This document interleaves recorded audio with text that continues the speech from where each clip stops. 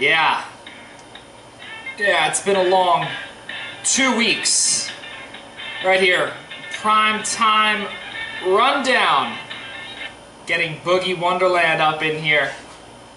Alongside my man Nick Partain. I'm Joey Jarzynka, right here on Blog Talk Radio. Streaming live as well on the I-95 Sports and Entertainment Network. I'm Joey Jarzynka. Primetime rundown, episode number 4 kicks off. Nick, you had a vacation. I'll be on vacation next week. It's been a long couple of weeks for us, and I'm pretty happy to be back here. Just talking about the good stuff that we admire most. Yeah. Marcus Stroman. Yeah. The New York Mets is what we admire the most, folks. That is an absolute joke. I'm just kidding. But no, in all seriousness, though, I'm happy to be back here alongside Nick Partain. It's as a Yankees fan right now, I'm not that happy. We've already done more this week than the Yankees. That is true. That's true.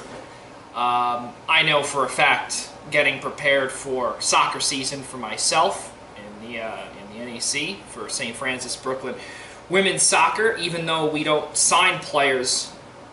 You know, we still have, I think, 3 more players to sign. I hate to say it, I think I released a few more press releases than the Yankees did in a week. Nick, I think you're right. It's tough to see. I mean, Aaron Sanchez, Joe Biagini, Zach Greinke, three great players. Well, I don't want to say great, Aaron Sanchez and Joe Biagini, but a couple of years ago they were. They were pretty good on that 2015 team and in that ALDS run. But we'll see what happens. I'm not too fond of what the inevitable could potentially, or when it could strike, with the Yankees losing. We have to see what happens to the Yankees health-wise, because my only hope is that Cashman wasn't that aggressive, because maybe he knows he has a couple of aces in the hole that are actually going to come back at some point. You have Luis Severino, who's been hurt all year. You have Dylan Betances, who have been hurt all year. The Yankees get Severino and Betances back. I'd say those are better players than what Houston just got. It would almost had them all year, and our record's about the same. So if you can get Severino and Betances back, those are one of the best relievers and starters in baseball at their best. So maybe that's what they're banking on. The problem is that Luis Severino has not been. I don't think he's been cleared for anything. It was just something that came out that Giancarlo Stanton has not been designated for baseball activities, or not has been, you know, and obviously both you and I were both not even. I didn't agree with the trade, obviously, at the time, but he's not resumed baseball activities as per a couple of days ago. Luke Voigt, sports hernia, he may be out for the rest of the year. The injuries are beginning to pile up again. DJ LeMahieu coming back, but exactly what you said. Luis Severino, right rotator cuff, he's playing catch up to 90 feet. He hasn't thrown off the mound yet, according to MLB.com. And when you have one of the highest ERAs in all of baseball as a team, or for your starters rather, you have a problem and you need to go out and make a deal. And you didn't do that. Yeah, I mean, the problem is, even if it's for really even an Aaron Sanchez, maybe you need a different change of scenery, something. Just give it a tiny little bit. You don't need much. Yeah, I don't know. I just have a hard time questioning Cashman when he does things like this, because he really is one of the best GMs in baseball. I tend to trust when he makes moves like this, and I feel like he was just getting completely, I guess, used by a lot of teams. I'm guessing when he was calling around, they were saying, oh, it's the Yankees calling, we're going to make them pay more than anyone else, we're going to use them to drive up prices on guys. I'm glad they didn't get Bauer for that price. It would have cost them an arm and a leg. The Indians got an absolute haul for Trevor Bauer, so that's a guy I'm glad they didn't go near. Marcus Stroman's a little puzzling because the Mets didn't give up that much. Anthony Kay has been a good pitcher for them in the minors, but he's not regarded widely as a top 100 prospect. So that one, maybe I'm a little regretful that they didn't go after harder, but maybe just because the deadline wasn't that close yet, they didn't get into serious conversations, or Stroman maybe didn't want to play for the Yankees. Who has any idea what went on there? But and you said Stroman didn't want to play for. I don't know about that. I think I doubt it, but like it just seemed odd that Cashman didn't sniff around there when the price wasn't like exorbitant for what the Mets got, and they got him early. And I think that there was definitely something else, and maybe something that I've heard a few times, that the Yankees were desperate. The Yankees were desperate, and I think that just because they're the Yankees, the market was extremely high for them. And I think for any other team, exactly like the Mets, from what we saw, it wasn't that high. And for any other team, with the exception, as we said, of the aforementioned Yankees, they weren't going to get a big haul for Stroman. And I think for what they got, Anthony Kay, I believe, was one of them. And the guy, I just got to get the... I think it was a hyphenated list. Yeah, it was yeah. like a recent Right, or something. yeah. So, with that being said, with the team ERA up to today with a 4.38 ERA, as a team, you have work to do. Yeah, the biggest thing they have to do is get Paxton ready. And there was, no matter how bad he is in the regular season, if he has bad starts, he's the guy you can trust come playoff time. But Paxton's the guy you require to be an ace, and he's been dreadful so far this year. He's been hurt, his ERA is way up, his whip is ridiculous. He needs to figure it out over these last couple months. And Paxton has been absolutely brutal. Yeah, you said it, and something that I did see, actually, that some rumors, I don't know if we'll ever hear it, but there was some talks that James Paxton was actually dangled for a potential blockbuster deal to include possibly Miguel Andujar, to involve Clint Frazier, to get someone big back. That obviously did not pan out. There was talk also of Robbie Ray coming to the Yankees. Those talks were dead. I think they wanted too much, and I think the Yankees were basically saying, here's Clint Frazier. But unfortunately, Clint Frazier, we've seen on multiple instances, he can't play the outfield. He can't. Oh, he can hit, but the problem is that no National League team is going to want that, especially with no DH. Crazy to turn him down with that bat. I would for sure, but the problem again is that then you have to figure out his defense. That's the issue. Going back to Paxton, 5-6 with a 4.72 ERA. Nick, in my opinion, I spoke about this yesterday with a buddy of mine at the when I was covering the Cyclones, and in my opinion, he is a flash in the pan. His career ERA is a 3.59. His last two seasons, 12-5 with a 2.98 ERA in 2017. 2018, 3.76 ERA, 11-6. But then, between 2013 and 2016, ERA was high, 3.04, 3.90, 3.79. Did we really expect him to be a sub-3 ERA pitcher? I mean, maybe not.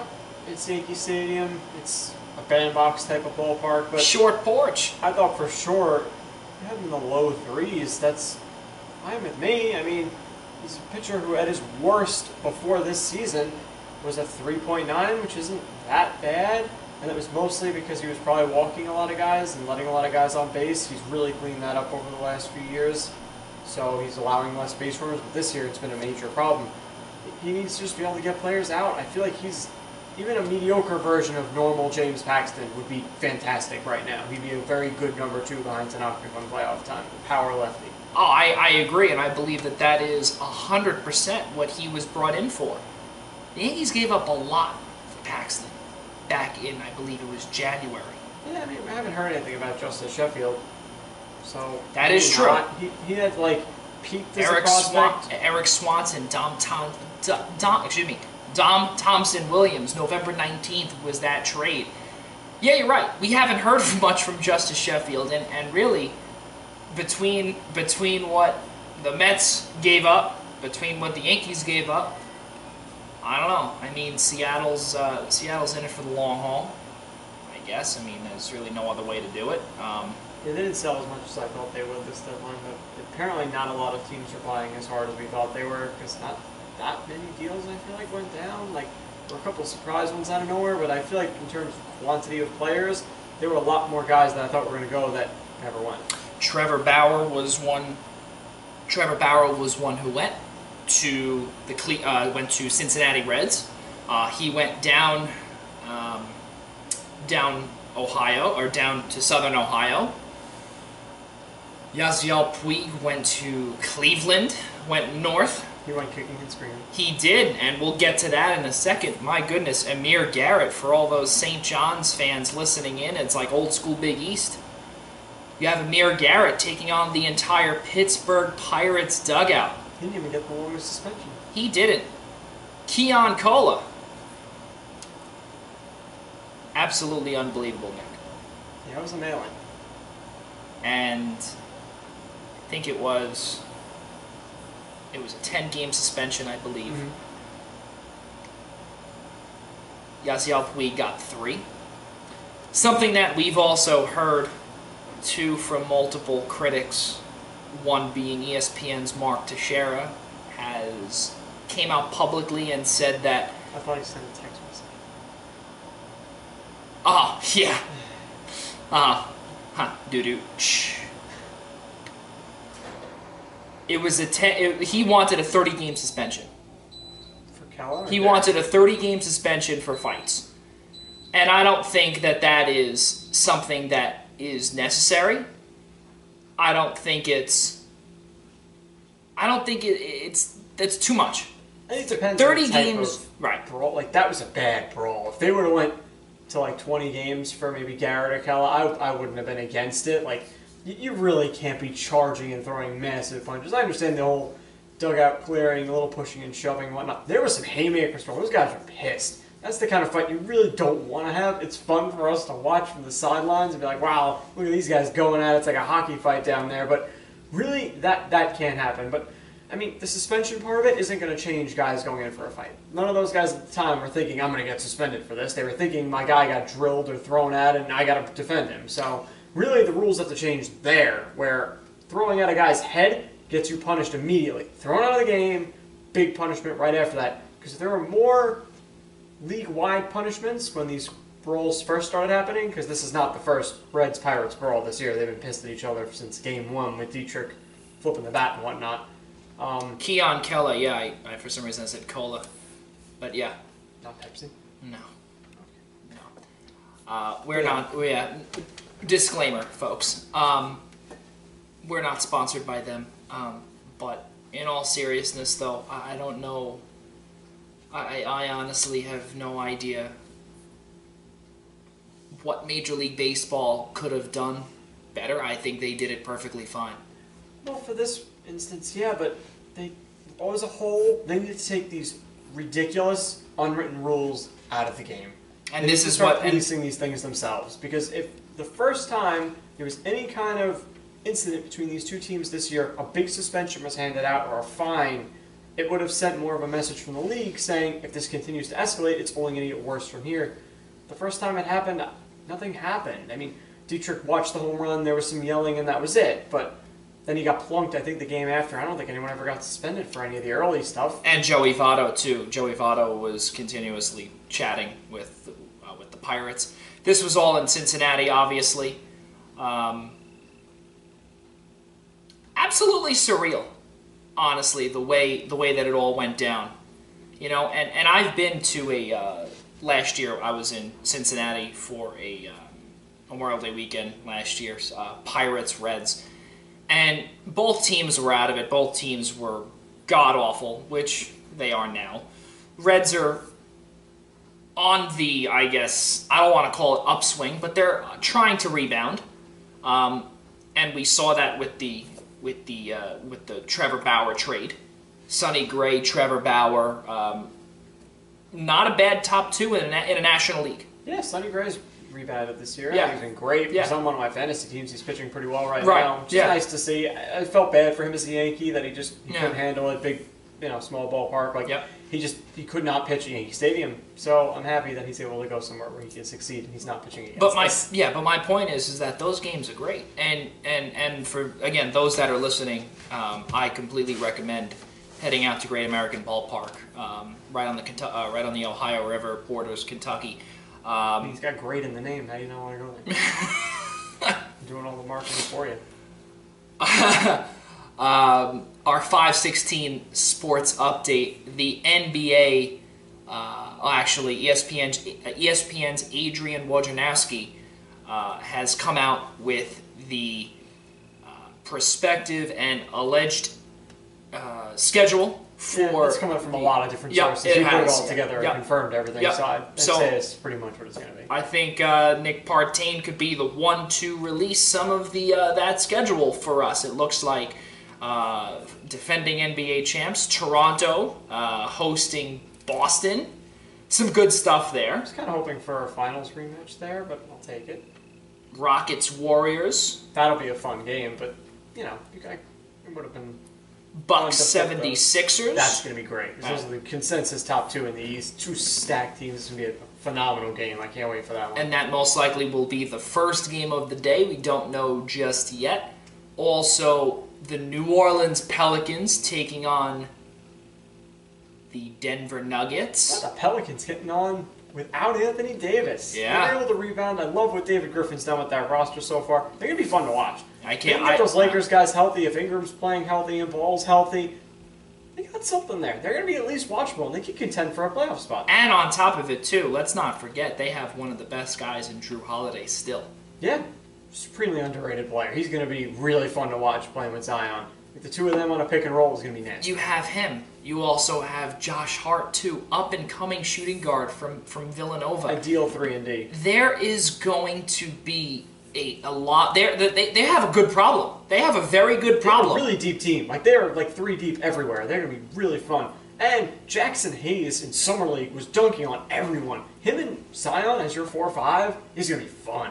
You want to talk about the new Lob City? People keep saying that it could be somewhere else. This could very well be the new Lob City. Drew Holiday and Lonzo Ball throwing the ball up to Hayes and Zion is going to be fun to watch. And now that you say Lob City, well, we'll go back to Lob City's former team in the LA Clippers taking on the Lakers. Obviously is the premier game. That is going to be the premier game. We figured that one to be 3:30 ABC tip-off on Christmas. That'll be, the pre-dinner game, but that one's going to be a lot of fun. Kawhi, PG-13.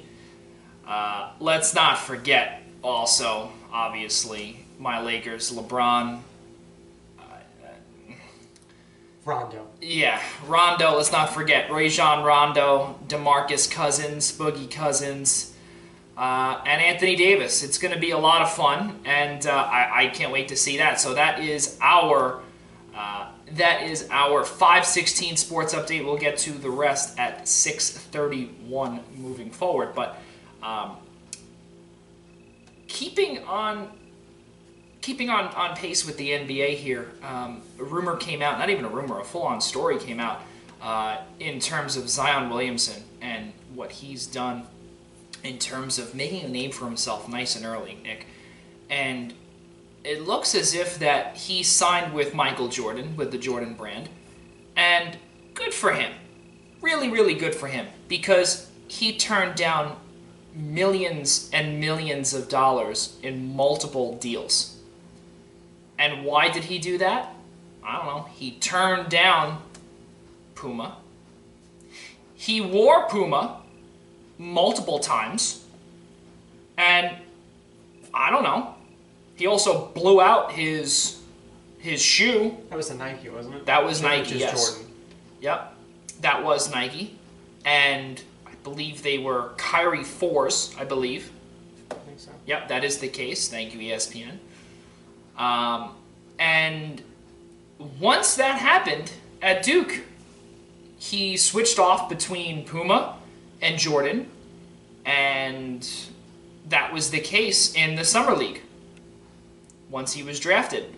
And there were rumors that it would be $20 million a year. Michael Jordan said, quote, "Zion's incredible determination, character, and play are inspiring. He's an essential part of new talent that will help lead the brand into the future." This is the highest shoe deal in all of basketball has just eclipsed LeBron's deal back in 2003 when he came on, when he burst onto the scene, obviously. And that was a 7-year, $87 million deal in 2003. How crazy is that times have changed? Yeah. I mean, for Zion's sake, I don't think the money means anything. He knows he's going to make a ton of money. Endorsements, shoes, salary, his career. A couple $1,000,000. He probably wore both sets of shoes. He was probably using Puma to drive up Jordan because I'm sure he knew a while ago he wanted Jordan. This wasn't like him still trying them out in the summer league. He knew they were both the highest bidders. He was wearing both. My guess is he just prefers Jordan shoes and the Jordan brand, so that's what he went with. He was going to go where he wanted to go. He wasn't going to let the money dictate him at this point. He knows he's getting paid. Not only is he getting paid, but I think he's going to get a lot of endorsements down in New Orleans. It's obviously a much smaller market than here. And sorry, he'll get the national markets. Like, it doesn't have to be just New Orleans. Like, people everywhere know who Zion is. He can do national commercials and things like that. He would have hit the jackpot if he was here, though, in Manhattan, obviously. True. But, oh well, then you deal with the scrutiny, too, so. That's true, and all of the fingers would be pointing to him now when you have a full squad, and really, in my opinion, if you want to make the playoffs quick, I think you were put right into the perfect situation in New Orleans. No,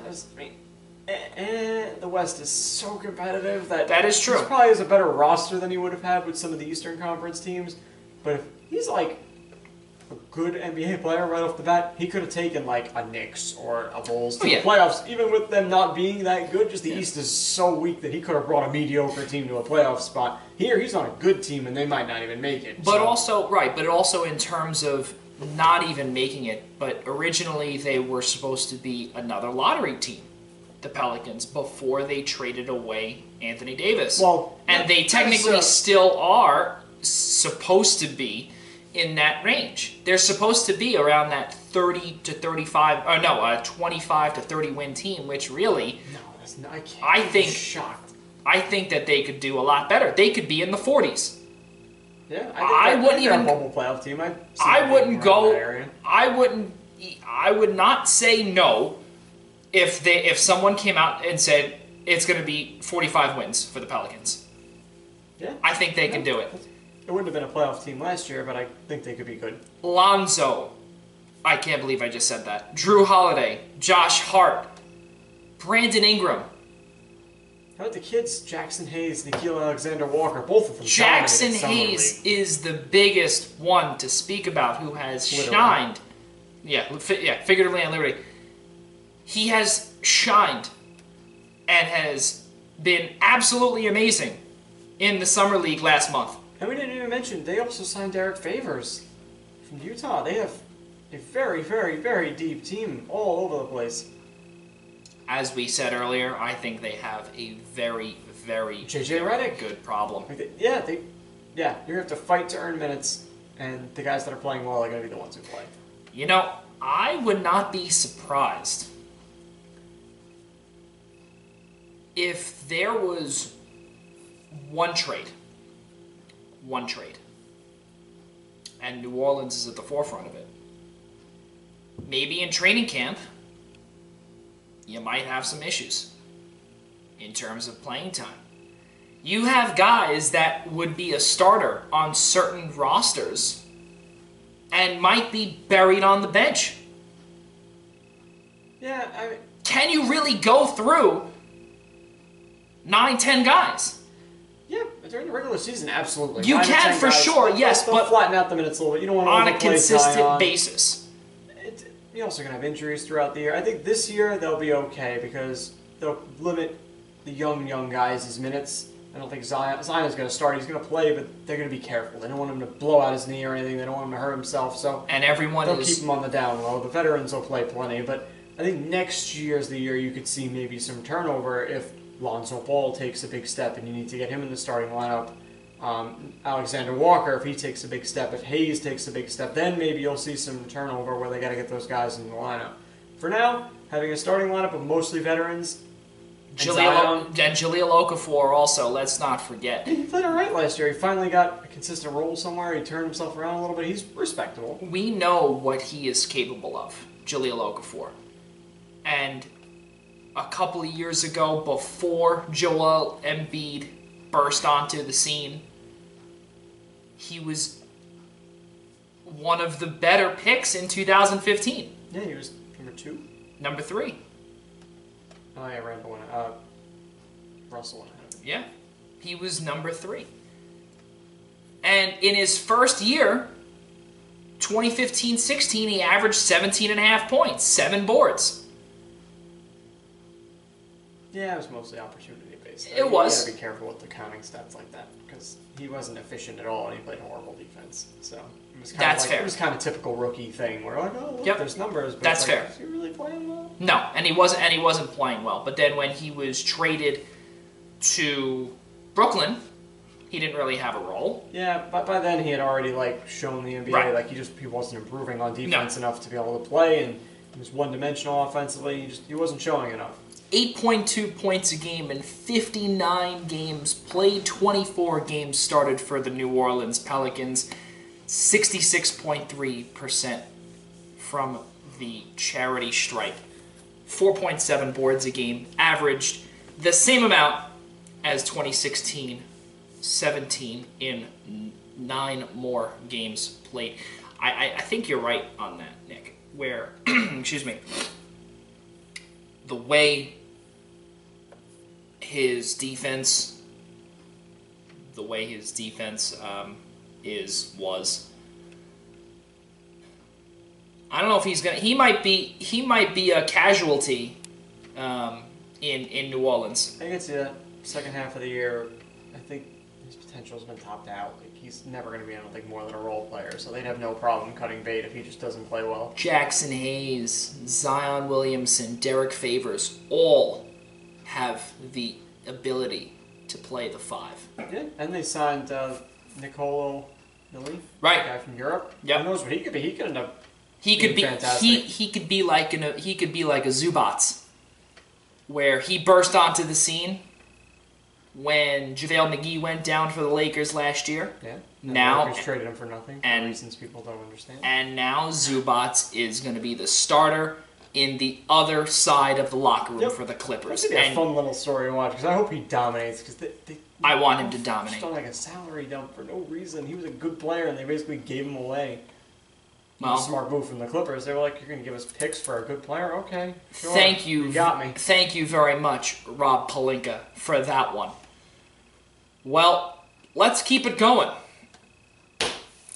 There is a little bit of a problem with Didi Gregorius' finger. Nick. Well, it's not necessarily one finger. Apparently, it was like a strain between his fingers or something.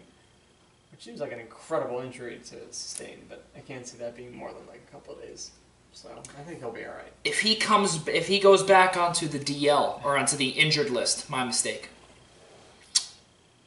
Could have another, as we said, I don't know, problem on the list. Yeah, I mean, where it could be another short term, and he doesn't get anywhere near missing playoff games. It's like, all right, whatever. They'll trudge through. They're 8 games up in the division, so right. As long as they keep playing decently, they'll be all right. And also these guys in April and May, and they were fine. So. And also on top of that, too, Nick, you said it. The way that Boston has played of late, dreadful. Absolutely dreadful. They got swept by the Rays. They're not good right now. Yeah, and the Rays swept the Red Sox. They're still 7 games back. So there's a lot of injury. There's a lot of turnover.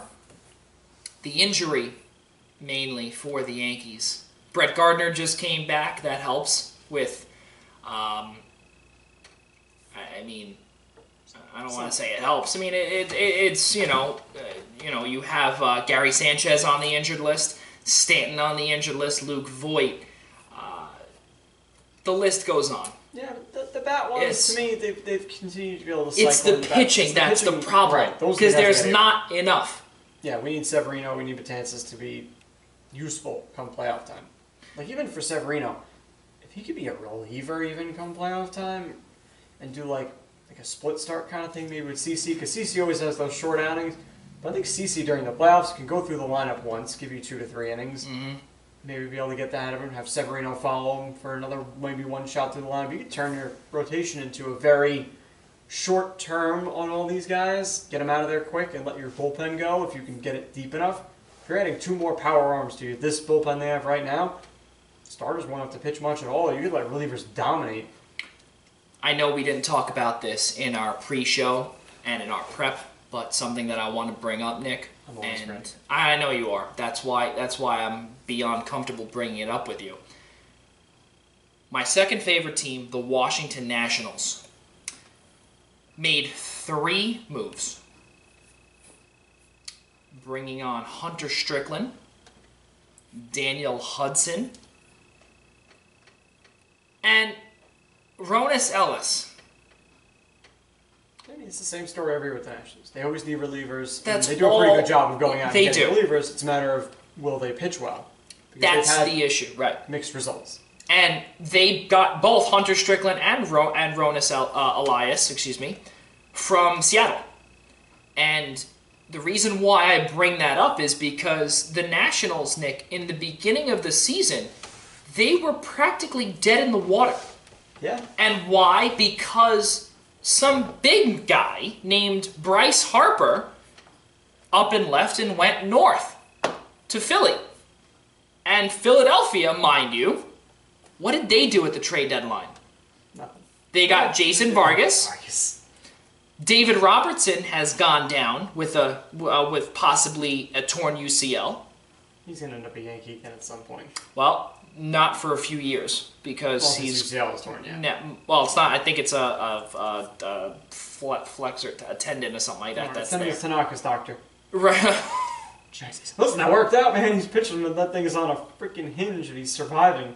And that's the case. Right now, that's exactly what it is, what he is pitching on, Tanaka, rather. The Nationals right now, they could potentially... I don't think they're going to win the division. I think they're 8 games back or 7 games back or something like that. Max Scherzer on the injured list. Ryan Zimmerman on the... Oh, no surprise. Ryan Zimmerman on the injured list again.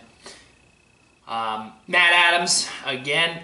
They're beginning to do something. I don't want to say special, but I do agree with you, Nick. I do believe that for what they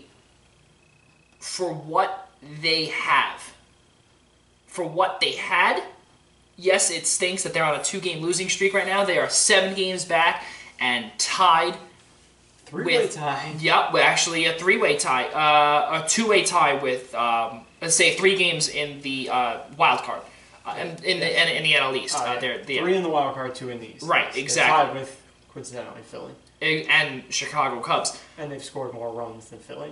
Yeah, well, I definitely, Harper. at some point, we got to try and bring on Cubs hitting coach Anthony Iapoce, and he'll be able to tell us a few things. Maybe he's gotten a few of the Cubs hitters going. I don't know how he got Javi Baez to go from being just a glove to being basically one of the best players in baseball. Exactly. So we'll definitely have to bring him on at some point in September to ask him about that. But sticking to what we were talking about, their run differential is plus 47, which is good. Which is for the Nationals. The Mets, they're on the upswing. Cannot believe this. They go there at PNC Park. They start a 3-game set. The 4-game set. My goodness, they were at the Pirates yesterday. I think so. The Mets, yes. Now I have to. No, they were in Chicago. What am I saying? Right, 4-0. Right. That. Yes, exactly. Yeah. Right. Yeah, they were there. Yeah, or they were hosting the Pirates. Yes, that's my mistake, folks. It's mind-boggling how 6 games over 500, 31-25 at home the Nationals are. They've scored 540 runs this season. Teams over 500 they have issues with, as most teams do, obviously. They're 22-24, but really, 22-24 without Bryce Harper and basically saying that they're dead in the water. I think that's amazing. Yeah. I mean, What has happened there last year, Davey Martinez, who at one point was a laughingstock of a manager,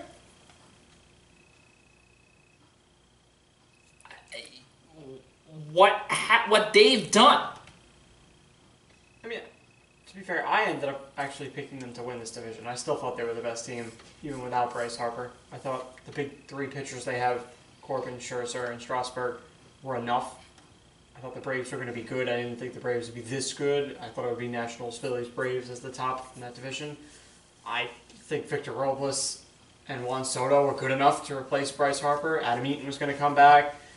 I saw enough talent on this roster that they could win the division. So I'm not necessarily surprised at how well they're playing now. I'm more surprised at how badly they were playing and that they were able to turn it around. I thought the Nationals could be this good. They'd be competitive, a team that you don't want to play in a one-game playoff, especially. Because who's picking against Max Scherzer in that one-game playoff? The Nationals haven't been able to win playoff series as a whole. Scherzer's never been the problem.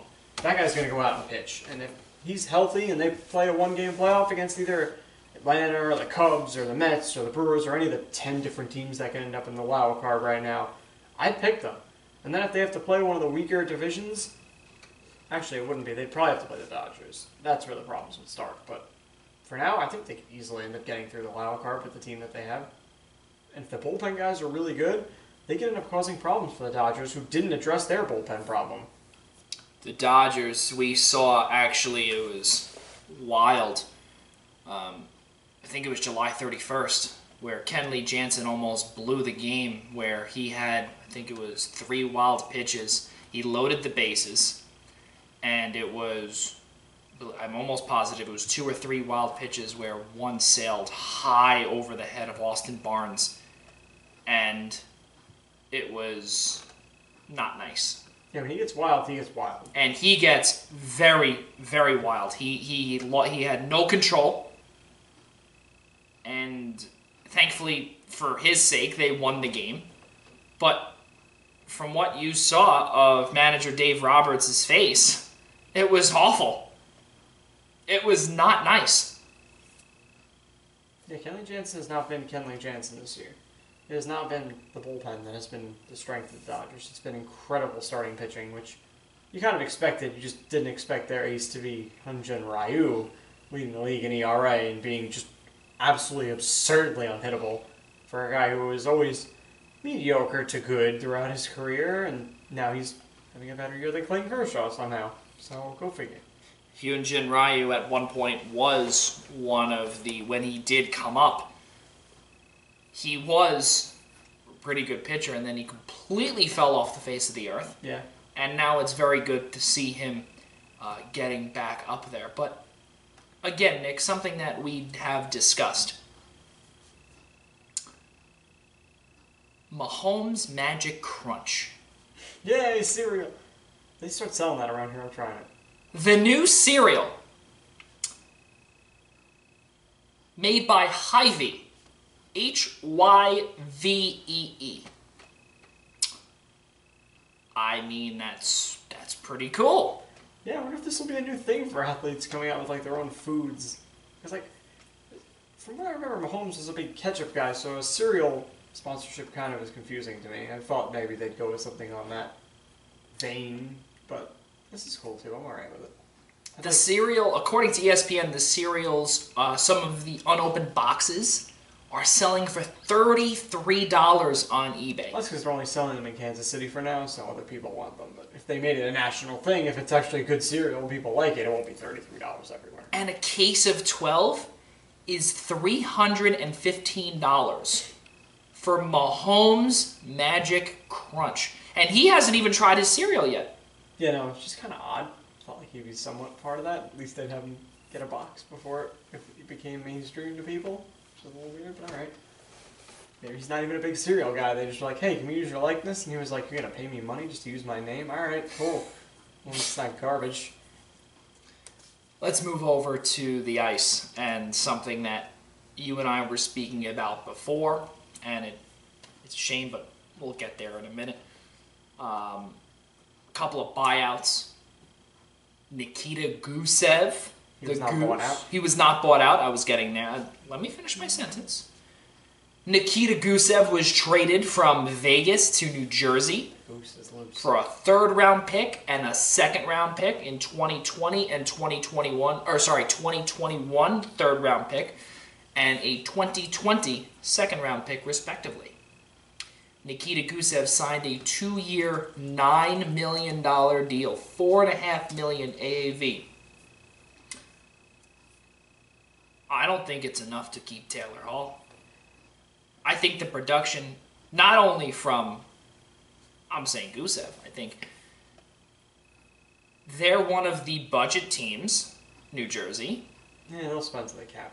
They will. It's happened before. They have, obviously, in the Lou Lamoriello years. I just don't see. I don't see it happening now. They're in that rebuild mode. They're still in the rebuild mode. 2 years ago, when they made the playoffs, they only won a game in New Jersey. Yeah, they went up against Tampa, though, so they did. They weren't favored. Like, winning a game was kind of an accomplishment. And I think also making the playoffs was an accomplishment as well. Yeah, for that team, absolutely. They were not supposed to make the playoffs that year. They were not supposed to make the playoffs. Everything was ahead of schedule. And right now, what they're doing, they had to spend to the floor. They were almost, I think it was $8 or $9 million under the floor. So they had to do that. They had to spend. They traded for PK Subban. They also they signed a few of their guys. Still have not signed Pavel Zacha yet. Miles Wood they avoided arbitration with, 2.75. What sure they gave a contract to? The Wayne train. Best Wayne since Gretzky. That's right. Wayne Simmons, that 1 year, $5 million deal. There's a lot of money coming off the books next year, and I don't know what's going to happen. They still have 2 more years of Mike Camilleri's buyout. My goodness, I can't believe I just said that name. And three more years of Corey Schneider at $6 million with a no trade clause. My goodness, that stinks. Well, he rebounded at the end of the year. He did their X factor. You kind of know what you're going to get from Taylor Hall. You know he was just going to be good. It's a matter of how great. But if Corey Schneider can go back to being Corey Schneider, this is a good team. I mean, the East is deep, and their division especially is ridiculous. But I wouldn't be shocked. And Nico Hischier, I think Nico Hischier, this is his time to shine this year. Yeah, I mean, we're going to see how the lines draw out. It's going to be good for him to kind of settle into a role that suits him better. I don't think he was ever really a #1 scoring center type. He always got a lot of hype. But when he came out last year, he just never had that offensive flair. Maybe it's in there, maybe it's not. But he was a great defensive center. So him being a #2 behind Hughes and being that kind of two-way guy to control checking other teams' best players and maybe also chipping in a little bit might make him play better and be a little happier and in a more comfortable role, even if the counting stats don't say, oh, he's playing amazingly. It might just, everything might fall into place better for him. A lot of critics, and something that I saw on NHL Tonight a few days ago, that Nico Hischier could potentially be the #1 center. He could potentially be the #1, Jack Hughes being the #3 to start things off, with Travis Zajac being the 2. I could see that just because he has a year of experience. He wasn't bad last year. He didn't pop, but it wasn't anything fantastic. And Pavel Zacha most likely being the #4, being the 4th line center. Decent center group. I would expect that, obviously.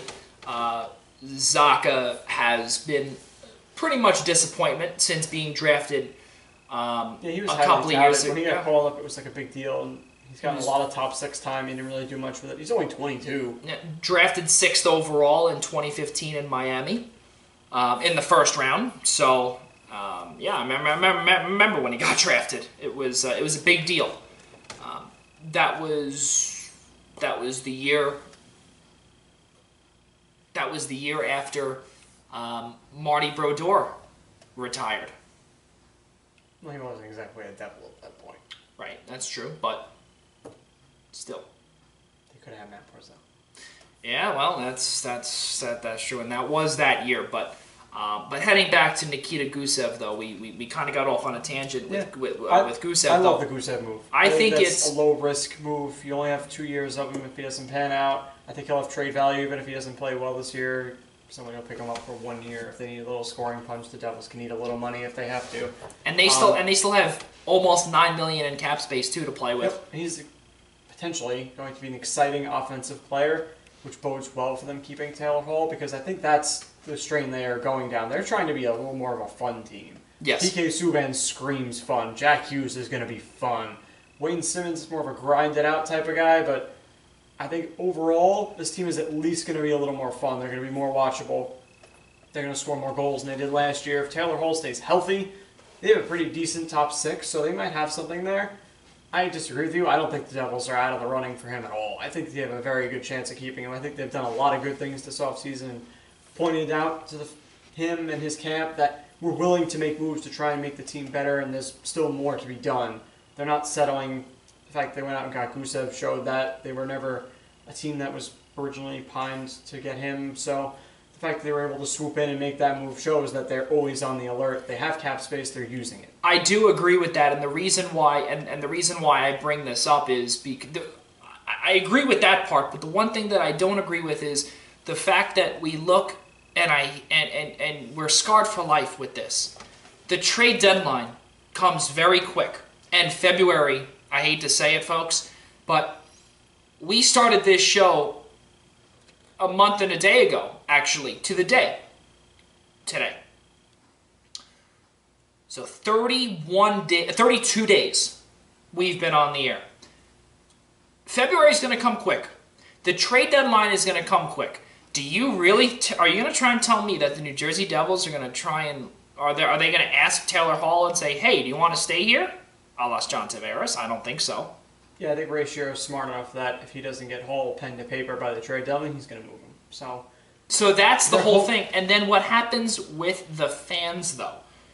What happens to the rest of the team? Do they completely tear it down and go Ottawa? I don't think so. You do have Jack Hughes. It's not like they have like big, high contract guys that they're going to look to move. That's the thing. They don't. Like you could maybe trade Zajac. You're going to have to eat some money.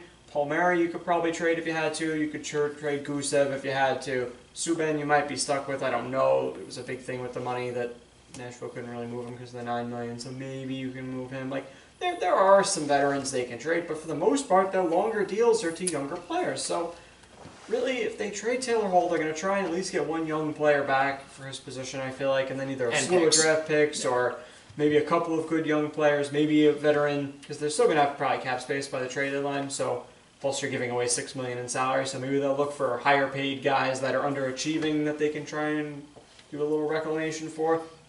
I think Ray Shero is a good enough GM. Even if he has to trade Taylor Hall, he's not going to do something stupid when he does it. He's not going to give him up for nothing. He's going to make sure that, A, if I'm going to move him and basically lose out on any chance of re-signing him this offseason, I'm going to get enough value that my fan base and my team believes that we're still going to be trying to win going forward. And really, the X factor for Taylor Hall, to me, continues to be Jack Hughes. If he comes out and he's unbelievable, is Taylor Hall really going to leave the chance to be on his wing for the next 7 or 8 years? I mean, if Jack Hughes is truly going to be one of the best centers in the league, an offensive dynamo, a great skater and distributor, that's perfect for Taylor Hall's game. Very few can skate with Taylor Hall. If Jack Hughes could do that, why would Hall want to leave? Like, does he really, really, really want to get out of this situation? You have a good GM, an organization that's been successful in the past. They won a couple of cups. Three cups. Three cups in the last 24 years. So, like, this is an organization that showed they could do it. This isn't Edmonton where it's like, even if I have Connor McDavid next to me, we still are going to be bad. And that's a whole nother situation in Edmonton with Connor McDavid. And Ken Holland taking over as their general manager. At least I think Ken Holland will eventually get things on the right for them. It's just they have so much issues with the way that team is constructed that he's got a lot of work to do. He's trying to figure it out. And also he has to go from the top all the way to the bottom. That includes the front office as well. Looking to Manhattan and the New York Rangers, Kevin Shattenkirk, his hometown team, just bought him out yesterday. The buyout numbers, I might laugh at this actually. 2019-20, it goes 1.483333 against the cap. In 2020-21, 6,6083,333 against the cap.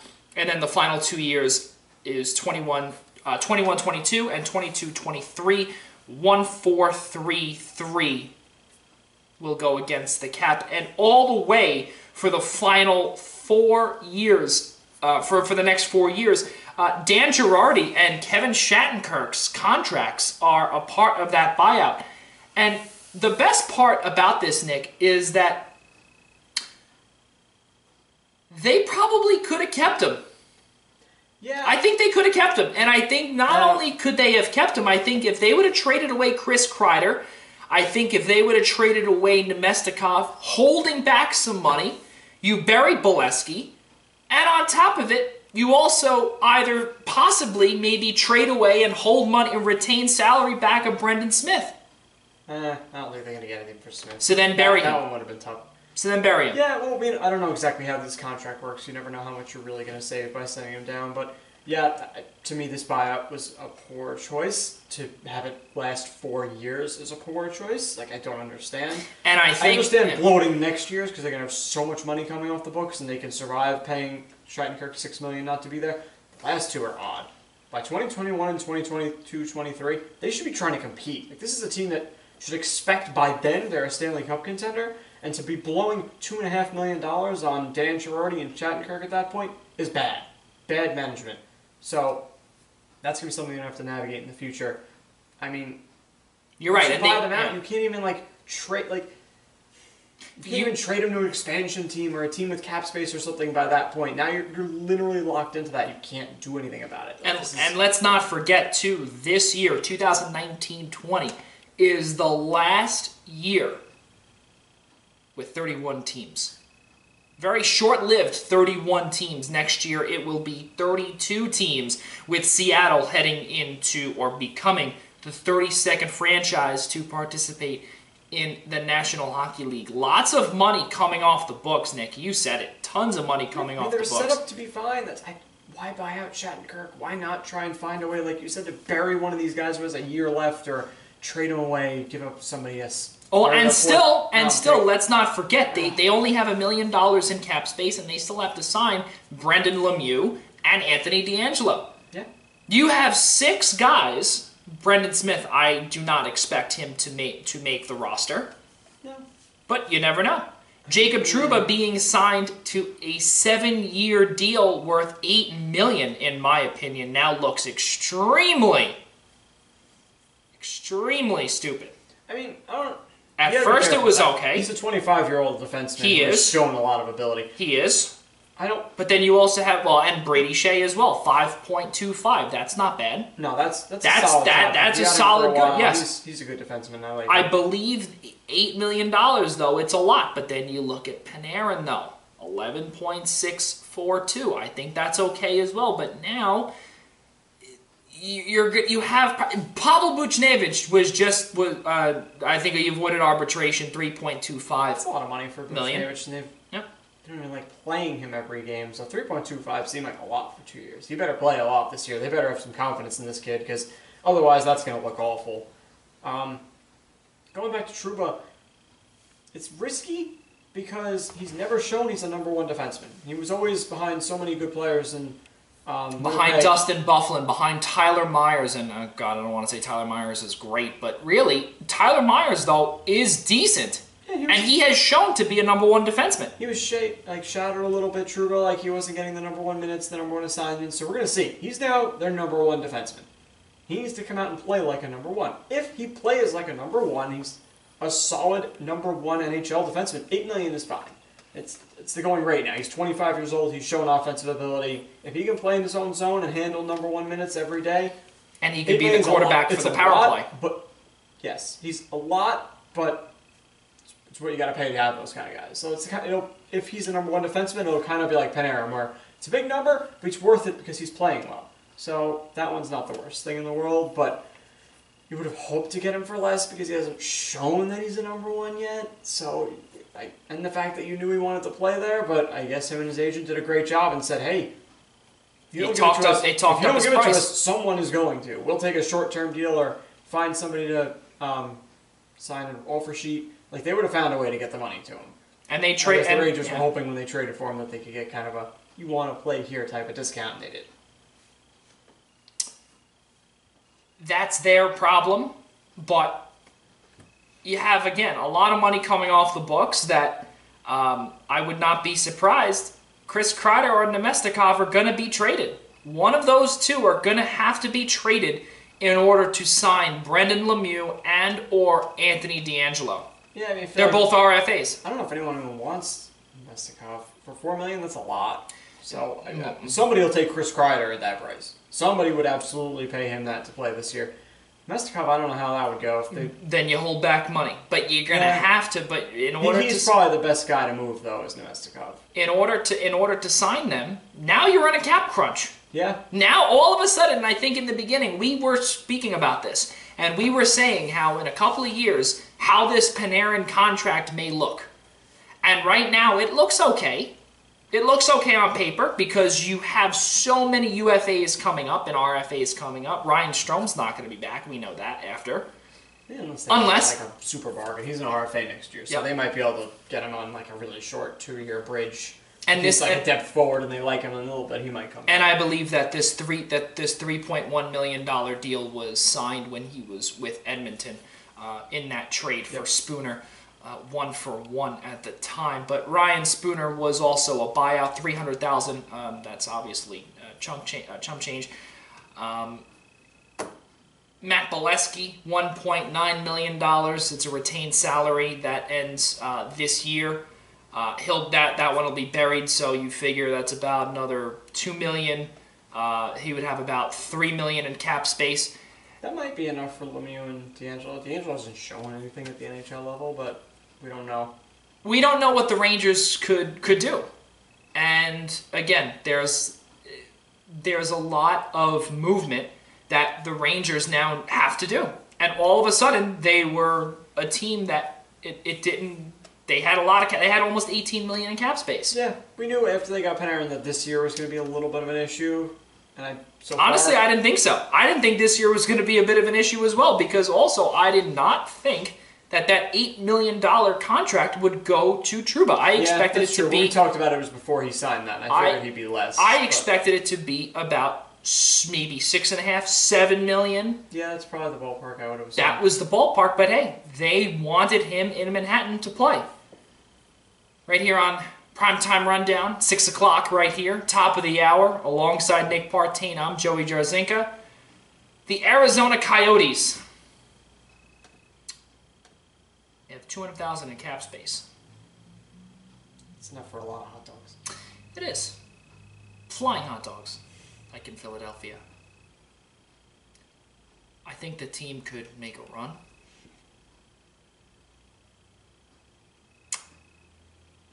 Dallas, cap crunch, $1 million in cap space and change. Toronto, obviously, that has an asterisk on it because there's still out there. We don't know what's going on. Marner is still out there, They're still trying to work their way to clear some more money. Yeah, well, the good thing for them is that they have two guys in Nathan Horton and David Clarkson that I think I can completely applaud Kyle Dubas for trading for David Clarkson, because he did it the right way and he worked around those unwritten rules that Nick Partain likes to talk about. It's not even an unwritten rule. It's a part of the CBA that he basically read right off of, and he could do it. Yep. And I believe that in the next CBA that most likely will be changed. But there's $13 million in long-term injured reserve right now. 10.6 of which is going to be designated for probably Mitch Marner. But then now you got to move about, let's say, $3 million to play it safe. You have also $3 million that Zach Hyman and Travis Dermott are due, and they're going to start the year on the long-term injured list. We'll be right back on the opposite side of this break. Just a quick one here on Primetime Rundown. Alongside Nick Partain, I'm Joey Jarzynka right here on Blog Talk Radio and I-95 Sports and Entertainment Network. We'll be right back.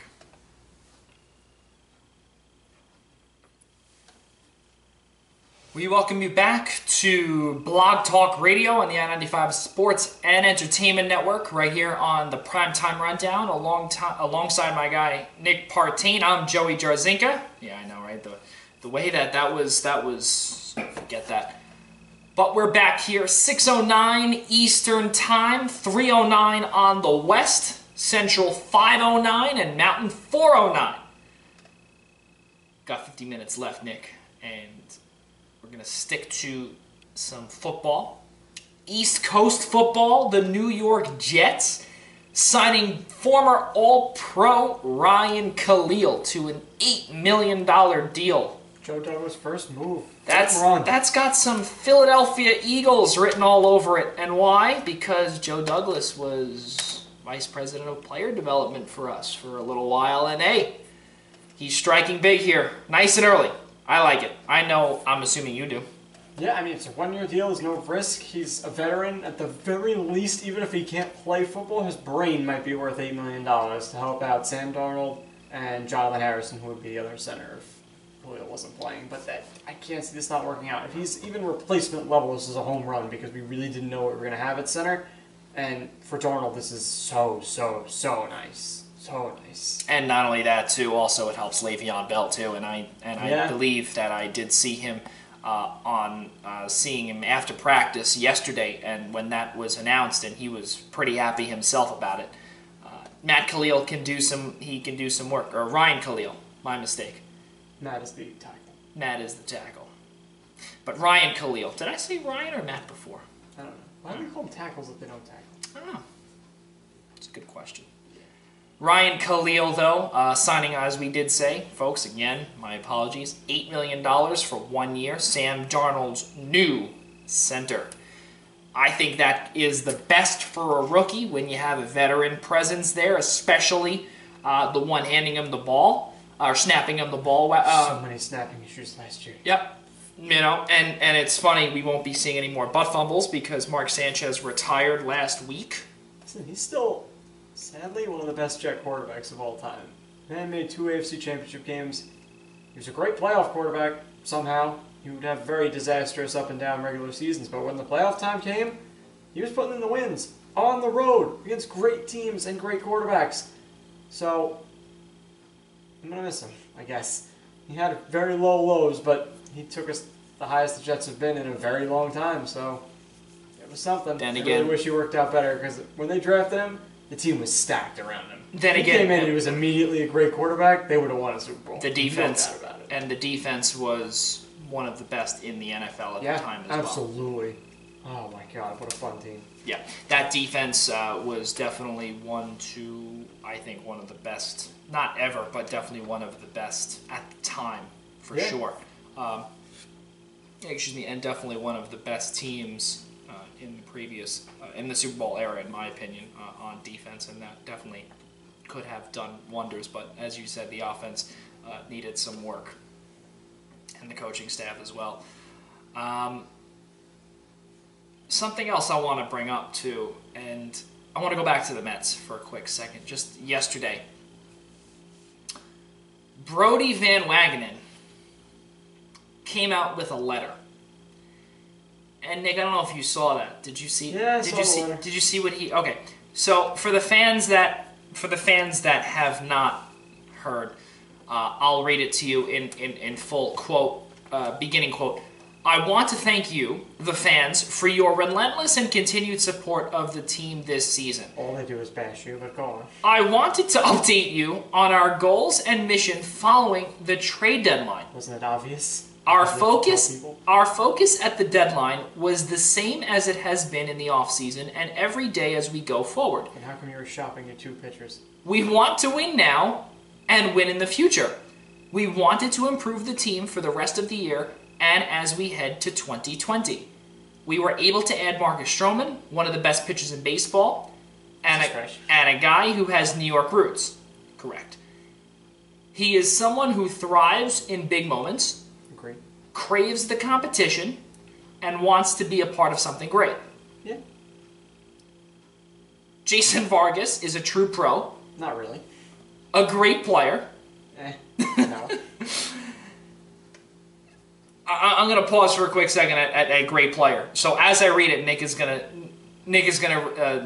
respond to this. This is good. Last, he was pitching decently for a while. Like, he became respectable. It's just, don't give me that he was like a respectable anything. He was a jackass. Like, he just not good. He was yelling at reporters. Like, this is not, no. He was that actually, part of it was unnecessary. You'd say he was. He was also throwing haymakers at New York Newsday. God, like, no. That could have been left out. Just Jason Vargas was a part of our team. We're sad to see him go. So you don't say he's respectable. He was in out of his mind. And it was a difficult choice to move him. But bringing in Marcus gives us one of the best rotations in baseball, which that we can agree with on paper. If Syndergaard figures out that pitch.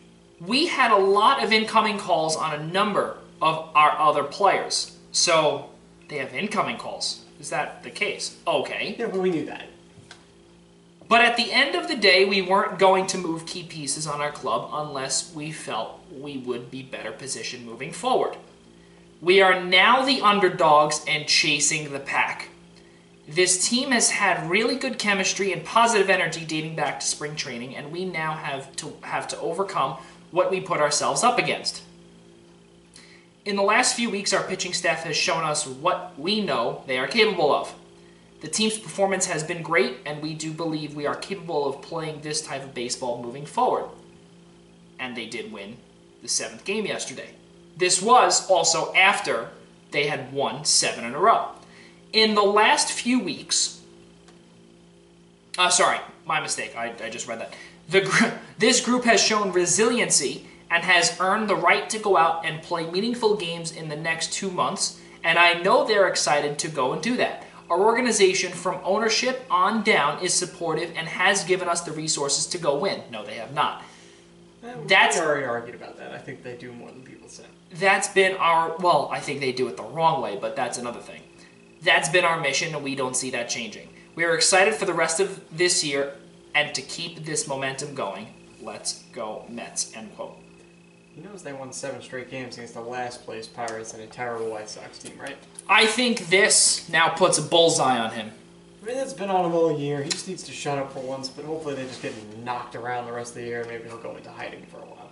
I think, well, he did go into hiding for a while from the press, actually. Right. Let's get back to that. He wins 6 games in a row, and all of a sudden he's back on his high horse. He won, and also they did shut out the White Sox yesterday. Granted, it is the potent White Sox. It is the White Sox, and now they start a 3-game set against the Pirates tonight at PNC Park, starting at 7:10 Eastern Time. But to me, I think that is the jinx, and I also believe that it is a "that's so Mets" type thing to say and do, especially when you have had a mediocre season. Yeah. Robbie Cano has, I don't want to say found a groove, but I believe he's at 9 home runs, 10 home runs now, I believe. He's finally found something. Yeah, he's alright. He's doing better, that's for sure. He's doing, yeah, exactly. He's doing okay. Jeff McNeil is proven to be someone pretty decent. But will they hold on to him? They're going to hold on to him, but will it be like a Cespedes where he gets injured? I mean, will it be like a David Wright type situation where he had obviously a degenerative back issue? But I feel like the Mets do have bad luck with certain players because, just a few years ago, Nick, they were in the World Series. Yeah. Cespedes, David Wright, Daniel Murphy, Lucas Duda,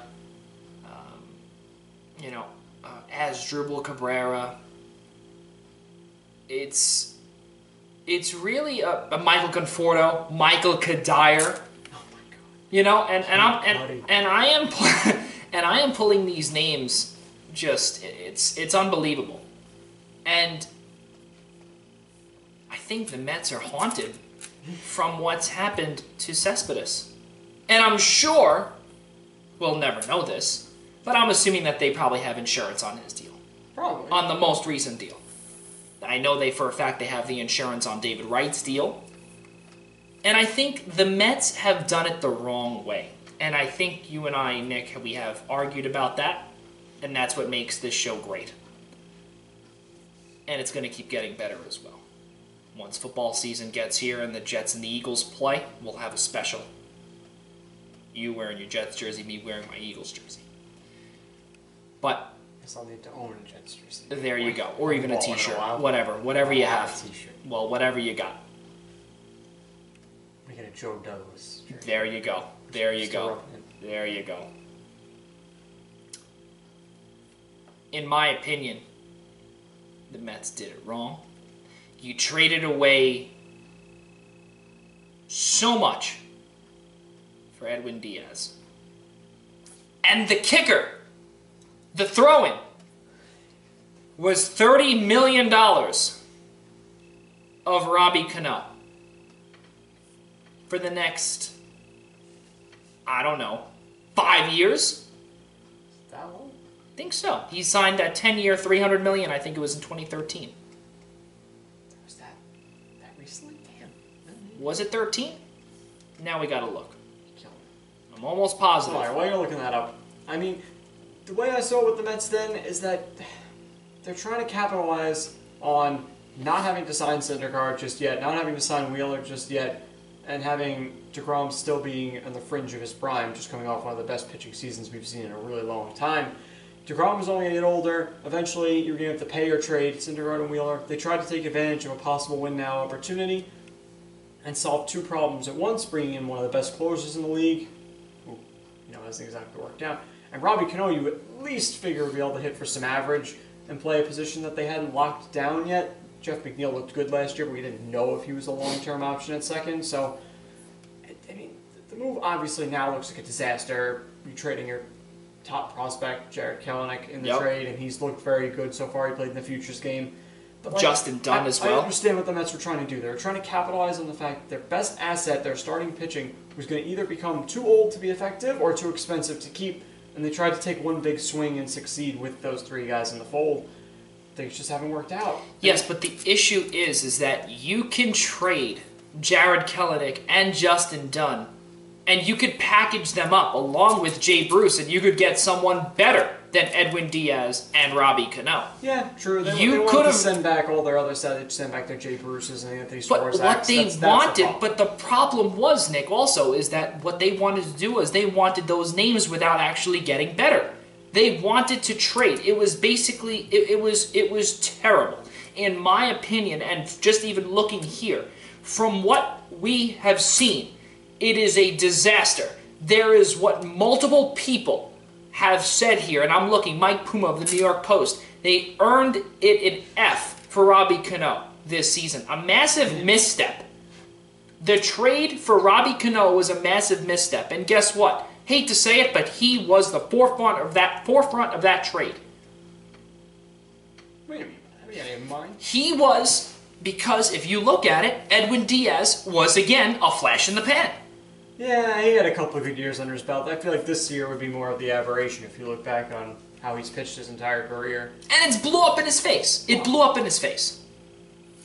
If I know the Mets, he's probably pitching with an injury or some nonsense. That's why.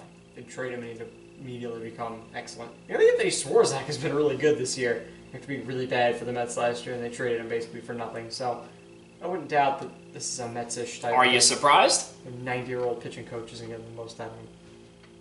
It's absolutely Frank. I think is I don't remember his name. I think it's Frank something. He's 1-6 with a 5.14 ERA. He has 24 saves. He already has given up more runs, and he's on pace to give up the most runs. He is already tied for his career worst in earned runs. He is 1 home run shy of his career high in home runs. He's also has a career low so far, which obviously that could change, 66 strikeouts. Yeah, he'll look flips probably those first 2 years, though. Most likely. His whip is the highest it's ever been. It's an utter disaster. Yeah. But going back to what I'm saying to you, Nick, is that what I believe, what could have been done, you traded so much for a player who last year, yes, 57 saves. He was 0-4 with a 1.96 ERA in 73 games pitched. He gave up 41 hits total. He's already given. He had 120. Right. He had 124 strikeouts. Great job. He was outstanding. Best reliever in baseball. He was amazing last year. But you know what? And that's the whole thing. I would have ran away from the Mariners if they would have said, "Okay, here, take Robbie Cano." The Mets have had bad luck in the long-term contract department. Yeah. They've had very, very bad luck in that department. You look at guys of Johan Santana. You look at guys of David Wright. Daniel Murphy has bounced around. After this year, Cano has 4 more years. Yeah, he has 4 more years. And he's getting paid $24 million a year. Remember the Yankees didn't want to give him 10 years? Yeah, and he said goodbye to the Yankees, and guess This is what? why you trust Brian Cashman. Oh, and I didn't say He hasn't been perfect. I did not say I didn't trust him. But what I do think is that right now, on paper, to be fair, he signed Ellsbury after that. So exactly. The way I see it, and we'll get to the Yankees in a second because I definitely want to finish the show with our Yankees. The Mets, going back to them, they've had some issues in that department of signing long-term contracts. Todd Frazier didn't work out. He got a long-term deal, though. He had like 2 or 3 years. Yuris Familia came back. That one's been rough. That one has been an absolute disaster. The Yankees only have 1 more year of Ellsbury? That's nice. I'm looking at it right now. Justin Wilson was signed from the Tigers. That was a good deal. He's been hurt all year, though. He has. Brandon Nimmo, unfortunately, he's been hurt all year as well. Not all year. He had like a good half a year, and then all of a sudden he got hurt. He's been out for a while. 53 and 55. I want to see the Mets do something, and you know what? I don't listen. They right now, yes, they're on a 7-game win streak, and then oh my goodness, there comes all the hoopla, as you saw with Brody Van Wagenen coming out with that absurd tweet. For all the Mets fans that are listening out there, it is an absolute atrocity that your general manager can come out after a 7-game win streak against the White Sox and the Pirates and say, oh yeah, we are the underdogs. Yeah, you are the underdogs. You are. But don't flaunt it. Be humble about it. Accept what your team has done. So why is he tweeting? That's the whole thing. You did not only that, can we say something? You did not want to be, you did not make an appearance at a press conference for almost 2 weeks prior to the All-Star break. I have friends in the media who texted me multiple times and said, I asked them almost every day, is Brody Van Wagenen there? Nope. Same answer for almost 17 days. And then all of a sudden, it comes out on Twitter that, oh, he's got a scheduled one the Friday after the All-Star break. Your team has been an utter disaster this year. Your moves have been horrible. To be fair, I thought the record was worse than it was. Honestly, I did too. But right now, 2 games under 500, your team has been doing well. Guess what? Take it. Out of the wild card. Take it. Which is a mess in the National League. Take it, accept it, Be humble about it. Don't flaunt it, because then when it blows up, it's going to come back to you and the New York media will rip you apart. Again, I have some colleagues that work for the New York Post, for the Newsday. I know exactly who these people are and what they will do to you, and they will attack you. That's what New York media does. That's what the media does. That's what I do at times. Just a quick sidebar, something we talked about before. The Chicago Cubs have won since our podcast has been going, so now they're half game ahead of the Nationals and Phillies for the NL wildcard spot. The Mets are 4 back of a second wildcard spot, which is incredible. Because the Mets are 4 games back, and they have 6 teams ahead of them for the 2 wildcard spots. And I give a lot of credit. I'm extremely happy for my friend, Major League hitting coach Anthony Iapos. He has done so well over there. Nick, you brought up Javier Baez. I'm happy for Tim Healy. Yeah. Jason Vargas is gone now. That is true. Wonder if he told him to have a nice day when he left. I want to move over to the Yankees for the final half hour, and at 6:31 in 2 minutes, we're going to have our 6:31 Suffolk County Sports Update. What Brian Cashman has done has been surreal the last couple of years. You flip Chapman. And then get him back. You flip Get Chapman. an all-star second baseman shortstop for him. And not only that, you also trade Andrew Miller, who has been, and actually, just at that time, Nick, he's been oft injured. Since the World Series in 2015, 16. Yeah. 15, I think it was. 14, 15 or 15, 16? I think it was 15, 16. Yeah, 15, 16. 15, rather. No, sorry, 16. Yes, the 15 was the Mets Royals. Right, 16 was Cubs and Indians. Cubs and Indians. Right. Yeah, 17 was Dodgers Astros. 18, obviously, last year was Dodgers Red Sox. Heading back to what I was saying, you flip. You don't even flip. You trade away Andrew Miller. Get back Clint Frazier. And Justice Sheffield. And then you try it, trade away Sheffield to the Mariners. Get Paxton. Not doing too well here. I get it. Your need for pitching is huge. Yeah, he's still got a couple months to rebound. And even if he's awful all year and has one good playoff start, it kind of becomes worth it, because if we win the division as bad as he is, it doesn't really matter. So we'll see. He needs to show up when we need him the most. Which is what I said when they first traded for him. All deals for the Yankees right now come down to do you perform in the playoffs or not. That's it. The Houston Astros made multiple trades yesterday after they put some work. The deadline. That's what it was. It was after the. Well, it was obviously before the deadline. It came through, right? It became official right after the deadline, obviously. Reported from Ken Rosenthal. His Twitter said, "Breaking: Astros get Greinke." The moment I saw that, you look at the top 3 pitchers on that team. They are all number ones. Every single one of them are number ones. Garrett Cole, Justin Verlander, Zach Greinke is your number 3 pitcher.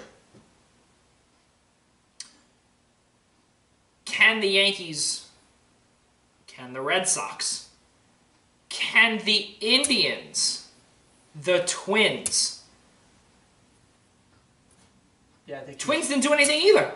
No, they didn't. I think Houston put themselves head and shoulders above everyone else. I mean, their record is right there with the Yankees, but you're right. Those 3 pitchers, and the Yankees have had a ton of trouble with Verlander. So, and they've had the kind of thing that I think the Yankees are still the second best team in the American League. And I don't think it's that big a difference, but the Astros got to be the favorites right now. I think they're 100% the favorites, and I also think that with the Yankees sitting back and doing nothing, I think that right now Brian Cashman is definitely banking or knows something that we don't know. And hey, listen, if that's the case, all power to him. But if nothing, as I anticipate, happens. And if there's no update on anything or anybody, then the Yankees are in for an ALCS defeat. If they even get there. If they even get get some of these guys back, they might not even get back there. Because most likely they're going to play, you figure, Minnesota. Because Houston will play the Red Sox. Or right now, I don't know who is in the... Tampa and Boston, or is it Tampa and Cleveland? I think it's Tampa and Cleveland. It is. Boston's not even in it. They're 3.5 out. Even Oakland is ahead on. So I don't see Boston making the playoffs. I think they're talented enough to. Their run differential's pretty good. Just they're pitching. They haven't shown up when they needed to. They've gone on. I think they have they haven't looked themselves. They have a World Series hangover. Yeah, I can see it. It's tough. They had to really bust their butts to get as far as they did and win it all last year. It was not an easy road. So the amount of money that Dave Dombrowski sent, that's what he does. Yeah, he goes in places and just throws money out. And then he leaves. Makes teams good and then leaves and then they collapse. So you love him for a minute. Similar to LeBron James. Yeah, you love him for a minute and the second things are going awry, you get the heck out of there. Cleveland, Tampa Bay, Oakland. I'd love to see two of those three teams playing in a one-game playoff. Those are three spunky, small market, low payroll teams that really do things smart to get where they are. It's good. I'd like to see one of them move on. I also do believe that it's going to be Yankees Minnesota or Yankees Cleveland in the first round of the ALDS. Probably be Minnesota. October. Yeah, I would assume so as well. You know, three games ahead. That'll be a run-scoring series. And they played recently all the runs that were going on the board. That'll be a fun series to watch. And then Cleveland could be a dark horse. They traded Trevor Bauer, but they could still maybe get Carlos Carrasco back this year. They could end up getting Corey Kluber back. That's what I was going to say. You have Shane Bieber, who's been pitching great. You just got Danny Salazar back too. Yes, they have enough pitching even without Bauer, and you bring in two power bats in Yasiel Puig and Franmil Reyes, who hasn't been talked about nearly enough. This kid can hit. And Mike Clevenger let's not forget him too. Yeah, I just said Clevenger. Like they have a good starting rotation. They have now two power outfielders after they had one of the worst hitting outfields in the majors after letting Brantley go to Houston, which turned out to be a huge mistake. But now they got two guys in those corner outfield spots who can absolutely hit. Well-managed Terry Francona, been there before, done that. They have onto Brad Hand in their bullpen. They have pieces. They could very well give Houston a run for their money in the first round. If they get all their aces back healthy and win the wild card game, they could give Houston a good series. I think it's going to be good. I honestly do believe it's going to be tons of fun come October. Our 631 sports update, Nick Partain. Anything that you may have? I mean, you already touched on basically the big stuff that came out today with the Christmas Day games and Ryan Khalil going to the Jets. I mean, how about David Griffin sounding off about how he hated basically being the Cavs GM during the LeBron era there. He keeps clarifying that it's not like LeBron's personality and whatnot, but it really is, because basically what happened was the second LeBron gets there, it's every move has to be made to win now. You're trading all your draft picks, no young players, get every veteran, get everything, squeeze us under the cap. Oh, we're not doing great. Big trades, bring on the money, get ownership to approve it, because this is not a big market team. It's a really stressful job, and I can understand why he didn't like it. And his line that popped out the most to me was, the second we won the championship, I knew I was not coming back. Like, he was done. He did it, and he's like, I can't put up with this anymore. And it's kind of shocking. Because he's shown since then with New Orleans that he's a pretty good executive, and he was run ragged by the LeBron era, the second LeBron era, I guess. So. I think I agree with you. I truthfully believe that wherever LeBron James goes, it destroys you. Yeah, it will destroy your team. Wherever he leaves wreckage. Right. Well, and that goes the same thing with Dave Dombrowski, who we just touched upon also. Yeah, yes. With that it's too. Kind of a good comp. Another roster move, not really in the NFL, but Melvin Gordon wants a trade out of Los Angeles, out of the Chargers. I don't think he's going anywhere either, but also I do believe that the Chargers will hold pat at $10 million because, unfortunately, they're not a big they're not a big team that would go out and drop the money. They also have a lot of good young players. They're not the Rams. Like right. They eventually have to pay Joey Bosa. They have to pay Derwin James. Like they have some studs that they've been drafting that have to get paid. Yep. Keenan Allen just got paid as well. They're not paying a running back $15 million. That's absurd. No. So and that's they could play Eckler. They could play. It's like Justin Jackson right now if they wanted to, and have like a between the tackles guy to go with Eckler and Jackson. Like running backs just aren't worth that much. $10 million is a lot.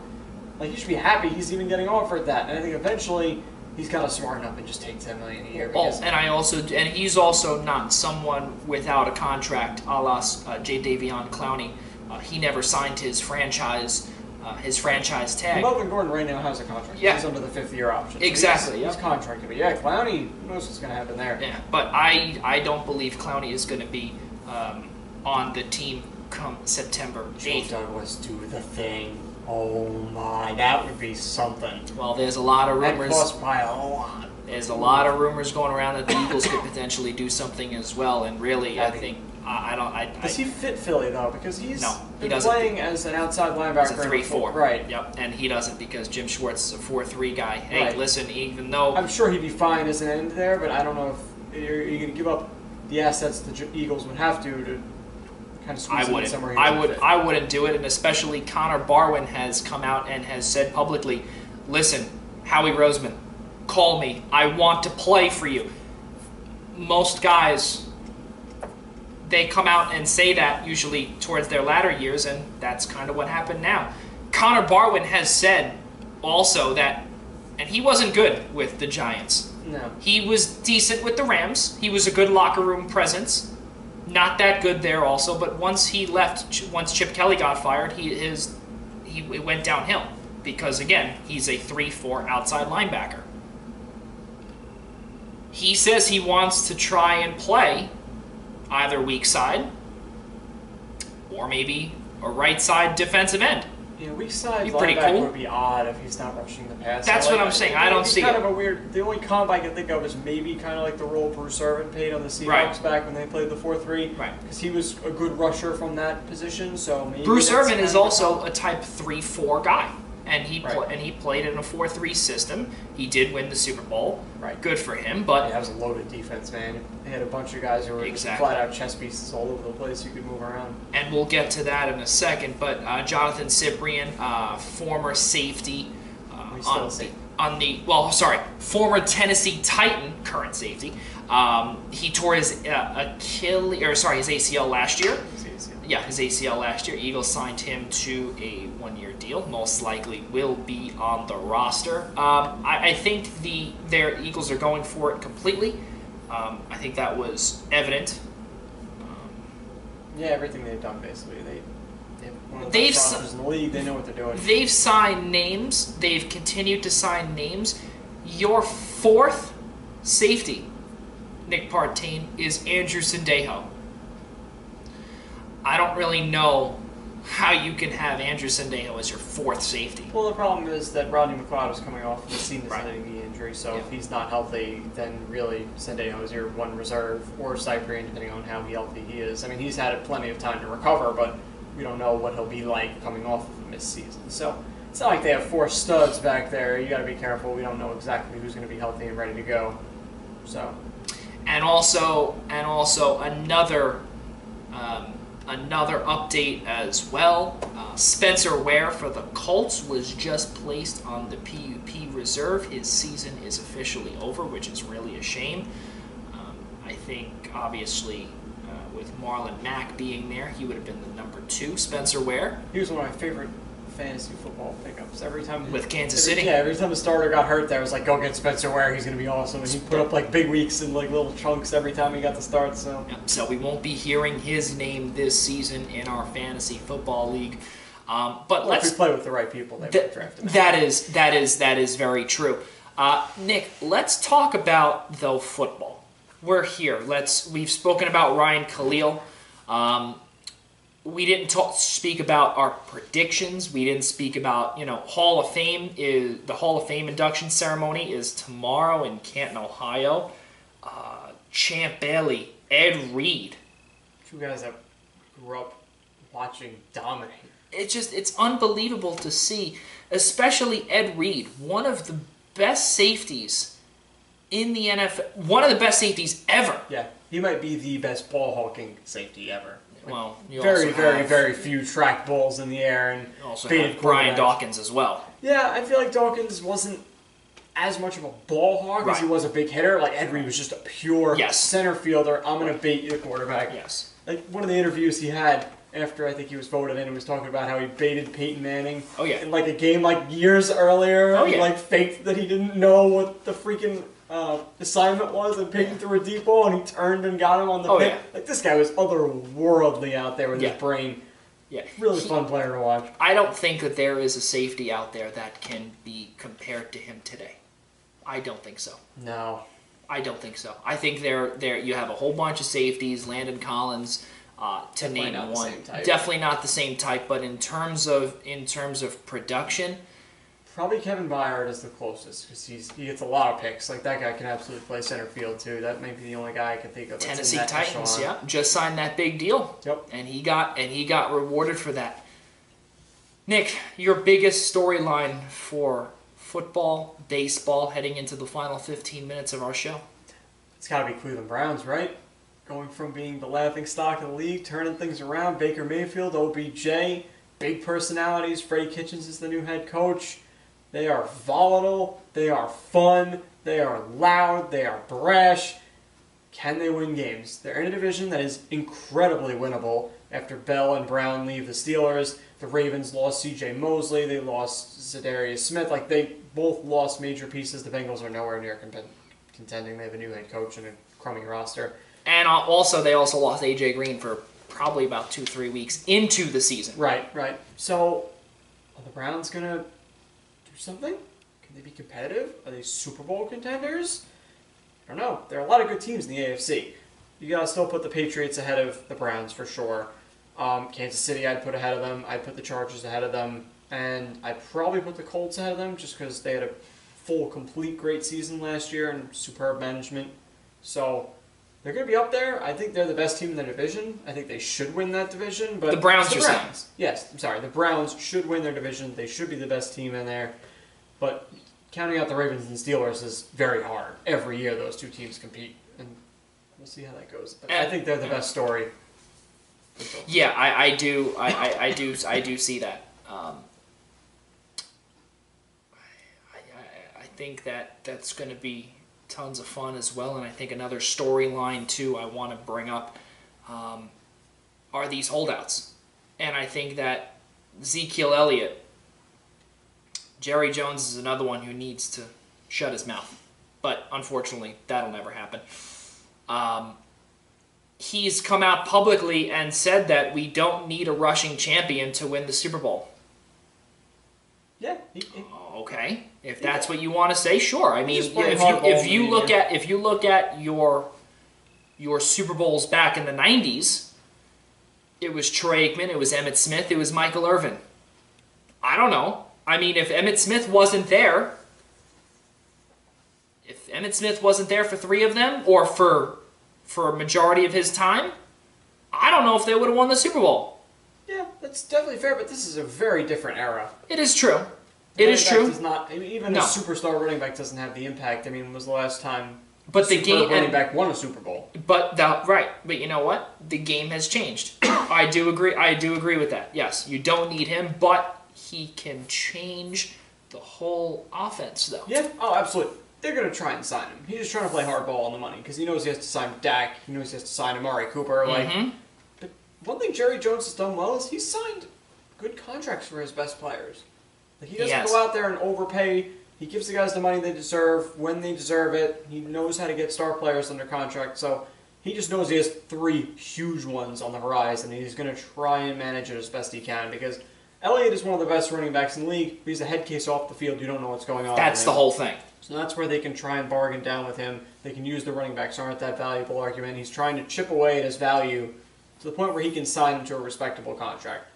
Dak, you're going to have to pay a lot of money, but he just hasn't shown that he's an elite quarterback. But you're kind of pigeonholed into this vacuum the NFL has now where mediocre quarterbacks, you have to pay big money to keep them. And it's a problem for a team like the Bengals, who had to give Andy Dalton a ton of money, when the Ravens gave Joe Flacco a lot of money. Like, these things happen where you're kind of forced to pay the guy, even though it might not be in the best interest of the team, but we'll see what happens. He's going to try and keep Dak's numbers low. And also teams like the Eagles as well, and I hate to keep going back to Philly, but you also signed Carson Wentz to a 4-year extension worth $26 million per season, and that was a discount. $26 million for a guy who has back issues, who just came off of a torn ACL 2 years ago. When healthy, he's an MVP candidate. Yes, he is. $26 million, that's cheap. Well, that's what I'm saying. Yeah. You got him at a bargain. But now the whole thing is that Dak Prescott will most likely eclipse that $26 million because he's been consistently healthy. Yeah, it's not even just that. It's just that the next quarterback up is always looking for more money than the guy Always. And on top of it, you also see, for instance, we'll move positions to wide receiver. Michael Thomas was just paid 5 years, $100 million, $20 million per. And guess who's now sitting back eating popcorn? Julio Jones, who is now in line for another contract. He was originally going to be a holdout. Yeah. He went to camp. He's going to play out his deal. The funny thing is, he still has 2 years left, but Arthur Blank, the owner, said, we'll get you a new deal. So they're working on it. He's going to get in that neighborhood. Oh, I'd say he's going to get 22, right. 23 million. I'm sure Julio was happy that the Saints agreed with Thomas and just set his bar a little higher. So, but we'll see. That's eventually going to happen. I applaud Julio for going to training camp with 2 years left on his deal and not holding out at this point. Like, good for you. You're probably going to get the money, go to training camp, show you're a team player, and maybe Blanco give him a little nudge and be like, all right, good job, buddy, and pay him a little more because of it. The Colts are working out Brandon Marshall. I don't like that. He everywhere he goes becomes a disaster. For the team. Yeah. Like, Seattle last year survived with having him, and they were still okay, but just that... I get what the Colts are going for, a bigger body, but you already signed Devin Funchess. Unless you think Funchess already looks out of shape and terrible, and you think that's going to be a disaster, they're trying to get more size, I get it. Unless you move him inside, it doesn't matter. It doesn't make any sense. No, Marshall and Funchess are not slot receivers. You can't. They're not that kind of player. No, I'm talking about Funchess, but even because you can't have no. I don't know, bad move. Yeah. I wouldn't do it. Ty even in the slot. Stud. I don't. Yeah, and possibly you could get Brandon Marshall on the opposite side of Funchess. That's really slow out there. Like I can't see the two of them ever playing together. My only guess is that either A, they're like, he's still out there, why not work him out and see what he's got? Because Brandon Marshall a couple of years ago with the Jets was incredible, and then everything just completely fell apart. But I can't see that being a move that a smart organization like the Colts would make. Cameron Meredith signed with the Patriots. Speaking of smart organizations who know what they're doing, take a flyer on a guy who's coming off an injury, who's shown flashes of brilliance. Why not bring him in, a team that could use some wide receiver help? So, a team that basically uses any help. Yeah, or a team that basically that just brings on anybody. Smart. They don't spend big money. They take guys off the bargain bin that they think have upside, and if they don't like what they get, they kick them back, and it's no risk move. Like, that is a no risk, high reward move, and the Patriots do it all the time. And that's even if why 10 of them fail in a row, you're not losing anything for doing this. And that's why you also have 6 Super Bowl rings. Yep. As well. Let's keep it going, Nick, and something. I wanna finish the next 8 minutes off with, well, not with one thing, but this has to be said. John Gruden came out publicly while Antonio Brown is missing from camp. And if for the fans that don't know what Antonio Brown did, he came in on a hot air balloon. Business was booming. No pun intended. John Gruden has come out and said, the party cannot get started until Antonio Brown. I love John Gruden. I miss him on Monday Night Football, buddy. If you get fired, please come back. Jason Witten, I know that was a disaster last year. We need you. Joe Tessitore, Jason Witten. Joe Tessitore's all right. Witten's going back to the field. Good. Because I didn't like him. Booger McFarland. Booger was alright. Well, if they had a star with Booger and Tessitore, they'd be alright. But, like, neither of those two guys are good enough, and the two as a pair is not good enough for me. Like, if you put Tony Romo, let's say, it wouldn't happen because he's with CBS. But if you put Tony Romo with those two guys, now we're cooking. I got something there, but those two guys just don't do it for me, man. I miss Gruden and Tirico. That was a great combo. Rip. The Oakland Raiders. One final year in Oakland. I have a sneaking suspicion that they could potentially win a decent amount of games. Really? Home games. Alright, it's tough to win in the black hole. We've seen it. We've known this for a very, very long time. The black hole is... The Oakland Coliseum is one of the hardest places to play in all of football. Mostly because of the infield. No, literally hardest. That is true. It's a rock. There's a lot of named players on this team. Obviously, that all means nothing until they perform on the field. You know who's backing up for Derek Carr? Mike Glennon. You know, I didn't know that. I feel like I heard that a while ago, but it was so low-key that it's like, I don't care. But what I am what I am looking forward to, very much, is Hard Knocks. Oh my god, yeah, it's gonna be wild. Hard Knocks. Hard Knocks since the Jets won, and this I might have to find a way to watch because this is gonna be exciting. Let's not forget. Well, we could watch because I have HBO.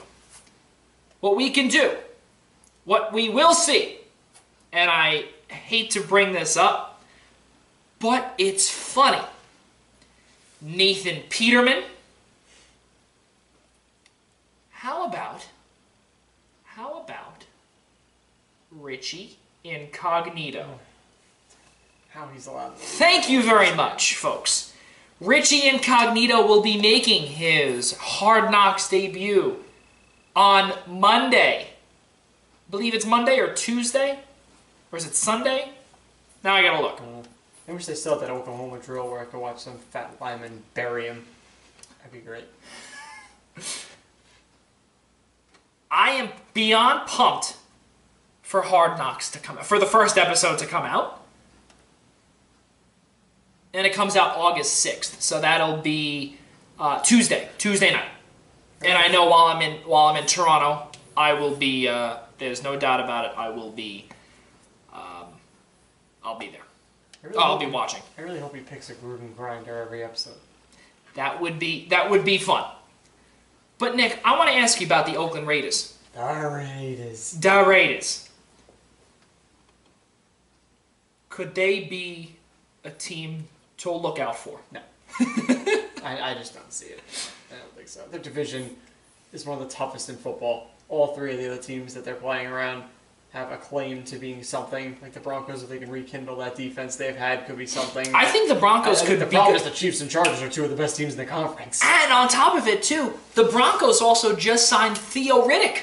And Theo Riddick has been very good. Yeah, he's a low-key nice player to have on your offense. Him and Philip Lindsay could make a very, very good 1-2 tandem. Yeah, well, you have Royce Freeman still there. We have to see what happens to him. He was supposed to be their starting running back last year. He was the draft pick that was supposed to pan out. And Devontae Booker, who most likely will be pushed out because of him, which really is a shame. Yeah. 2 minutes left, Nick. What do we got? 2-minute drill. 2-minute drill. The 2-minute drill. All right, Joey, 2 minutes left. If you had to guess who's in the Super Bowl this year, go. Pick who's in the Super Bowl? Okay, Yep. I think it's going to be a rematch of Super Bowl 52. Eagles, Patriots. All right. How about you? I'm going to go Chiefs and Rams. I want to see the offense. I think the Saints choke again some miraculous, wild way that they find an excuse for. Well, do you see... Now, let me ask you a question. Do you see the Rams' offense coming alive, or do you see it coming alive, like in the Super Bowl. I mean, not every coach is Bill Belichick. We'll see how many people are able to apply the strategies that he used against the Rams this year, but Sean McVay is going to have some new stuff. He's going to dial some things up. They'll be fine this year offensively. It's a matter of if any super defensive coaches can solve him. Well, with about 2 minutes left, something I do want to say, and this is the biggest storyline here, and definitely one for me that I would not want to draft. Todd Gurley. Yeah, we don't know. We don't know, and I don't think we'll ever know whatever happened in the Super Bowl. I don't think we will until. I just don't think he was fully healthy, and they tried, and it didn't work out. It never came out, and we do not know what's going to happen. Something that I want to bring up to Nick, and 2-minute drill, or a minute 30, as we hear Blog Talk Radio say. A fan from Oakland pitched 90 miles an hour in a viral video, and he got a contract. If that was you, if that was you with the New York Yankees, do you think that you could get a contract? No, the Yankees did never. How about a small market team similar to the A's, the Cincinnati Reds? Would you get? Would you? As a 25-year-old throwing 90, yeah, I think somebody would take it. Another question: would you eat Mahomes' Magic Crunch? We're still talking about cereal, right? We are. Okay, yeah. Would you try it? Yeah, absolutely. It's cereal. It's hard to have. Even cereal I don't love isn't necessarily bad. It's hard to be terrible cereal. Even Cheerios are like, meh, but I'll eat them. That's all for this edition of Primetime Rundown. Wait, how's Lucky Charms not going after them with the whole magic thing? That seems like a lawsuit. That's all for this edition of Primetime Rundown right here on Blog Talk Radio and the I-95 Sports and Entertainment Network. Alongside Nick Partain, I'm Joey Jarzynka, and for all of us at I-95 Sports and Entertainment Network and Blog Talk Radio, good night. See you in 2 weeks.